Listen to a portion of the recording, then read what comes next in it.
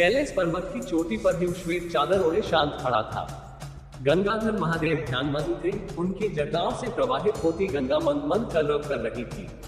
माता पार्वती उनके समीप थी और चारों ओर नंदी, भृंगी, गणेश, कार्तिकेय और अनेक गण महादेव की सेवा में तत्पर थे।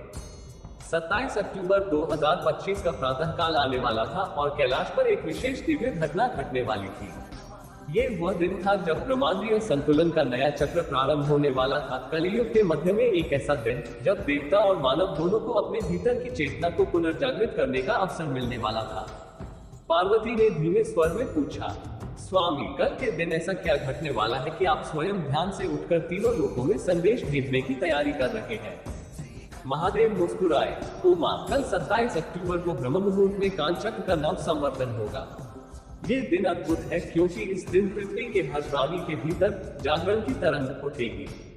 जो जागृत होंगे वही मोक्ष के पथ पर अग्रसर होंगे। जो अंधकार में रहेंगे उनके लिए यह अवसर एक चेतावनी भी होगा। गणेश जी पास आकर बोले, पिताश्री, क्या हमें भी इस संदेश को मनुष्यों तक पहुंचाना होगा? महादेव ने उत्तर दिया, हाँ विनायक, तुम्हें अपने भक्तों के सपनों में जाना होगा। उन्हें कल के सूर्योदय से पहले ये संदेश देना होगा कि वे अपने भीतर के क्रोध, अहंकार और द्वेष का परित्याग करें, अन्यथा समय का प्रवाह उन्हें बहा ले जाएगा। माता पार्वती की कन्या पार्वती ने कहा, किंतु प्रभु, मनुष्य तो भ्रम में है, वह सत्य से भटक चुका है। उसे कैसे समझाया जाए कि यह अवसर कितना दुर्लभ है?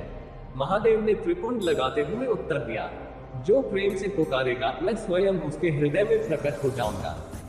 तभी कैलाश पर तेज प्रकाश फैल गया। गंधर्वों के संगीत के बीच आकाश में त्रिलोक की दिव्य ध्वनि गूंज उठी, ओम नमः शिवाय। गणों का प्रस्थान। नंदी ने झुककर कहा, प्रभु आदेश दीजिए। महादेव बोले, हे मेरे गणों, जाओ, हर दिशा में जाओ।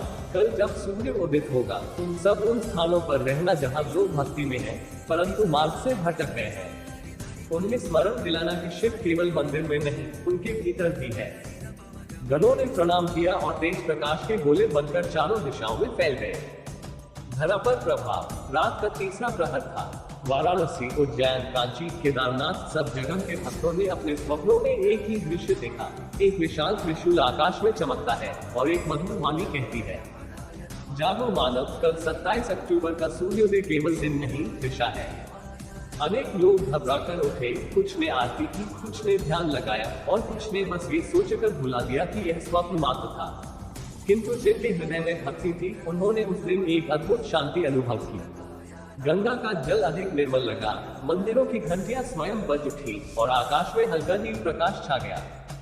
शिव का आह्वान। उस दिन महादेव ने कैलाश से एक दिव्य दृष्टि डाली। देखो उमा, जो मनुष्य आत्मजागरण की ओर बढ़ेगा वह मेरे निकट आएगा, जो नहीं वो संसार के चक्र में उलझा रहेगा। माता पार्वती ने मुस्कुराकर कहा, प्रभु आपके इस संदेश को कोई न भूले, यही मेरा आशीर्वाद रहेगा। कल्याण का संकेत। गणेश जी ने कैलाश पर लौटकर निवेदन किया, पिताश्री, जिन जिन स्थलों पर हमने संदेश पहुंचाया वहां लोगों ने भक्ति की ज्योति प्रज्वलित की। कई स्थानों पर स्वतः शिवलिंग पर जल चढ़ गया, जैसे स्वयं प्रकृति भी आपकी आराधना कर रही हो। महादेव ने नेत्र मूंद कर कहा, यही सत्य है, जब मनुष्य भीतर से जागता है तो प्रकृति स्वयं उसके साथ नृत्य करती है। समापन। संध्या के समय पार्वती ने पूछा, प्रभु क्या कल का ये दिन हर वर्ष ऐसा ही होगा? महादेव ने कहा, हर दिन वही है, पर जो उसे जागरण का दिन बना दे वही शिव के समीप है। फिर उन्होंने त्रिशूल को आकाश की ओर उठाया और कहा, 27 अक्टूबर 2025 केवल एक तिथि नहीं, ये चेतना का द्वार है। जो इस कथा को सुने और शिव का नाम जपे उसके जीवन में प्रकाश भर जाएगा। यदि आपको ये कथा अच्छी लगी हो तो लाइक करें, कमेंट करें और चैनल को सब्सक्राइब करें। घंटी दबाएं ताकि जब अगली शिव कथा आए तो आप सबसे पहले सुन सकें। हर सोमवार नया अध्याय, नई ऊर्जा और शिव की नई लीला। ओम नमः शिवाय।